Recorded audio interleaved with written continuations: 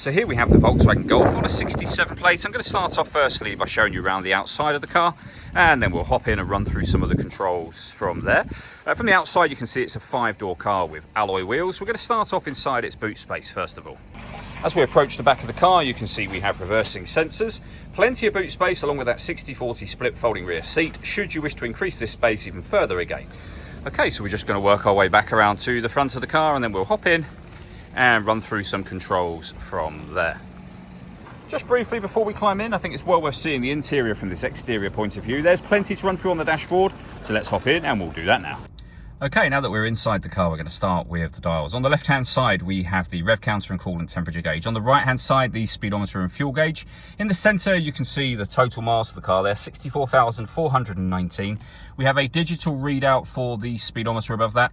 You can change that information for various different bits of trip computer and fuel economy info, or other menus, as you can see, back around to where we started, which is the driving data menu. And that's all done with the buttons just here.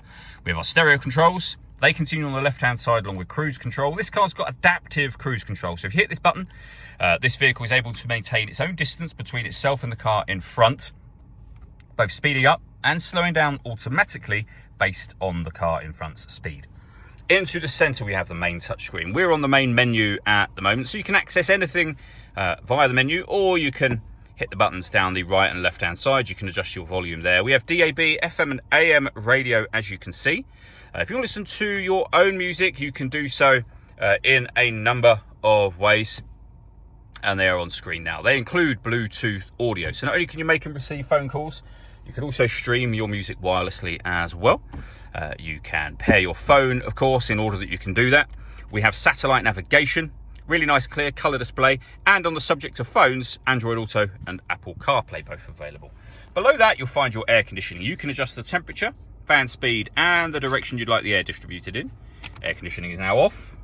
Back on again, you can recirculate the air that's in the car. That's a great way of heating it up or cooling it down quickly depending on the temperature you've set just here. We have some storage, USB and auxiliary input, the gear lever for the fully automatic gearbox. Down here, you can turn your parking sensors on and off. When you do, you get a visual guide to the sensors. The other button that was just above that will turn on the autonomous parking. And you can see on there, the car will tell you when it finds a space big enough, that's the system turned on, and it will take control of the steering for you. Over on the left-hand side, we can turn off the stop and start. We can change the driving setup of the car from eco to normal, sport or individual. And under individual, you can customize the settings shown on screen now. We have an electronic handbrake with an auto hold function, a 12-volt charging socket and 2 cup holders. All that leaves me to say is thank you for taking the time to watch this video. If you'd like to come and see the car in person and have a test drive, please feel free to give us a call here at Surrey Specialist Cars. We'd love to hear from you soon.